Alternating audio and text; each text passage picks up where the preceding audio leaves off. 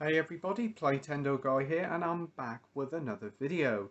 As I've recently watched Last Night in Soho, I thought it'd be a brilliant time to go through Edgar Wright's directorial catalogue and rank them from worst to best. So starting from Shaun of the Dead all the way up to Last Night in Soho, I'm going to rank them all from worst to best. I will not be including Sparks Brothers, the new documentary that recently came out, because that is a documentary and it's quite a polar opposite to all his other films. Whilst a fantastic documentary in its own right, it's not really fair to include it in this ranking of films. So without further ado, let's get into it.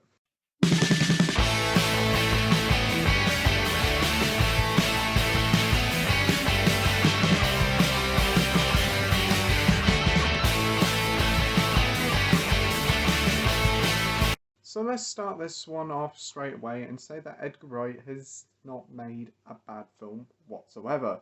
From the Cornetto trilogy to Baby Driver to Scott Pilgrim to Last Night in Soho, every single film has oozed so much style, so much character, and to an extent, so much humour.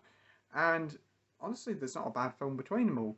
But there's always got to be a film that's got to come in last position, and it's not a bad film by no means, it's just has to be this way. So at number 6, we have Scott Pilgrim versus the World. Yeah, this is actually based on a manga or something. Yeah, it's based on a manga of the same name, Scott Pilgrim versus the World. Basically sees this dude, Scott, trying to win the heart of this girl, but he's got to defeat her 7 deadly exes. It's a very interesting film, very over the top, and it's a lot of fun. Visually, it's stunning. I think if I remember correctly, Universal Studios basically gave Edgar Wright 80 million to make this film. And unfortunately, it was a bit of a flop at the time and it didn't do very well. But over the past few years, this film has certainly gained a cult following.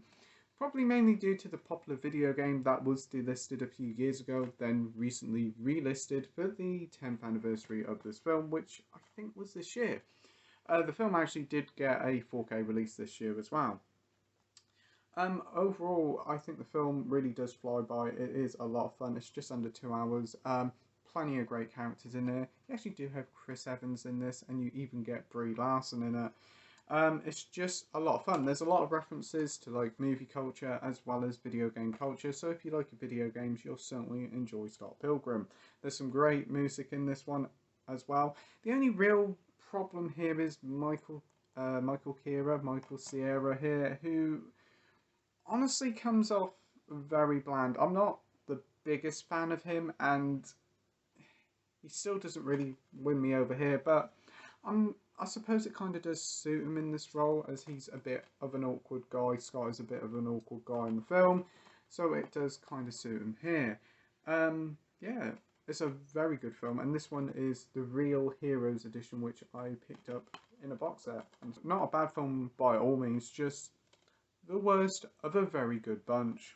Next up, at number 5, we have the final entry in the Cornetto trilogy, and that is The World's End. Yeah, definitely coming off of Hot Fuzz and Shaun of the Dead was always going to be a hard act to follow and end off this trilogy with style. And for the most part, The World's End delivers. It's a very fun film, and it basically follows the story of these group of friends who used to go out for pub crawls and everything, and then just like everybody's lives move on. They get jobs, get family, have a proper life. But Simon Pegg's character is still kind of stuck in the past. He still thinks he's a teenager, still goes out drinking, still goes out having a good time. And he's trying to get the whole band back together for one final pub crawl. And this is where the whole story goes about. I mean, to be honest, I quite enjoyed like the whole story of like all these characters living their lives normally, and Simon Pegg's character still missing those good old days. I thought that was quite a good touch.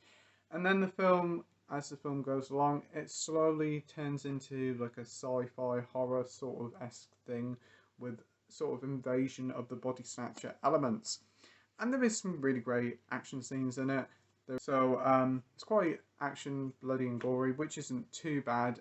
Just because it means it's the worst of the Cornetto trilogy doesn't mean it's a bad film at all. It's a lot of fun. There's just some issues here. It kind of does feel kind of tonally inconsistent a bit. The soundtrack is brilliant. The action scenes are brilliant, but to me, compared to the previous two entries, it just pales in comparison. So yeah, in fourth place we have Baby Driver. Yes, the 2017 film directed and written by Edgar Wright. This one stars Ansel Elgort, Kevin Spacey, Lily James, John Hamm and Jamie Foxx, and it basically follows this young getaway driver called Baby who has a hearing problem, so that's why he puts headphones in and listens to music whilst he drives away. But the fun thing is that the music plays in time to the action that's on the screen. It's really cool and it's really effective, and honestly, I don't think many films have even tried to recreate it. Frankly, the film does it to a perfect style here, and it does oozes style from the opening credits till the ending moments. It's got a fantastic cast here. Everybody puts on a stellar display here. It looks fantastic. The action scenes are over the top. And whilst the story, if you take back all the great acting and like the music elements, is still a basic tale of it's a good ode to those old school caper films. Like, it does definitely feel like the same ilk. So yeah, apparently we are getting a sequel to Baby Driver. It has been in development for quite a long while, so it'll be interesting to see if Edgar Wright is still directing it. But yeah, in number 4, we have Baby Driver. And in number 3, we have a film that I can't show you because it's only just come out in cinemas, and that is Last Night in Soho. To me, Last Night in Soho is just a fantastic love letter to the 60s, straight from the get-go. It basically follows this young fashion designer who goes to like this prestigious college in London.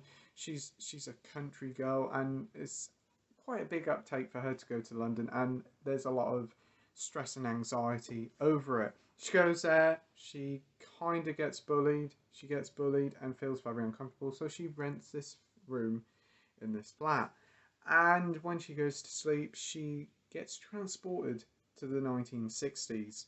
And when we first see the 1960s, it's a sort of magical moment. The set design is outstanding, and it does feel like you're entering a wonderland. And she sees the life of this young singer played by Anya Taylor-Joy and what her life was like. And it starts off pretty fun. We even had Matt Smith here, who does a very good turn here. It goes from this lovely fantasy land, this wonderland, to something much more darker. It's quite a tonal shift, and it works real well. It basically just feels like a horror film. It is so brutal at times. It's a very good film. It's arguably his most stylish film to date, his most beautiful looking film to date. There's some great uses of colours here. Set design, as I said, is superb. How they recreated 60s London was just fantastically done. I don't really want to spoil too much about the film because, again, the film has only just come out and a lot of people still haven't seen it yet. But rest assured, this is still stellar work from Edgar Wright. It's got a soundtrack that just oozes 60s, and it constantly plays throughout the background. It opens up with a fantastic song, and there's plenty of awesome 60s songs throughout the film. You can actually pick up the soundtrack on vinyl, and it's very tempting because that soundtrack is so good. So yeah, in third place we have Last Night in Soho. Then the next two, again very much like the James Bond films with Skyfall and Casino Royale, these change pretty much every day. They're both highest of the highs for Edgar Wright, both fantastic films. It just depends on the day. But today I'm going to say in second place is Hot Fuzz. Hot Fuzz is just a absolute thrill ride from beginning to end. It's a film that just pays homage to like the buddy cop films of the 80s and 90s. Simon Pegg, Nick Frost just work off of each other so well. Simon Pegg is a top law enforcement officer from London who gets sent down to this like sleepy village where suspiciously the accident rate is quite high. And as he really wants to get into it and see what's actually happening, the rest of the police force are like, it's just an accident. But slowly, as he goes through finding out what happens, the village, the town, has a more dark secret to tell. And it's a lot of fun. It does kind of drag on a little bit at 2 hours. I think it could do with a couple of 10-15 minutes cut off, but for what it is just so much fun. Some fantastic action scenes, some brutal ones at that. Great cast, so many fantastic cast members there. You've got Jim Broadbent, you've even got Timothy Dalton here. It's just so much fun. The soundtrack here, again, is also good, and you've also got many iconic moments. Hot Fuzz is just a blast from beginning to end. It's a very fun film, it's hilarious at times, and it just works so wow. So that means, in first place is Shaun of the Dead. It just hits the ground running. It's lightning in the bottle that just worked. A romantic zombie comedy. It just works. This basically just follows this layabout guy called Shaun. He just lives his normal everyday life. Go to work, play games with his mate, and he has a relationship. Unfortunately, he isn't really stable material. He can't commit.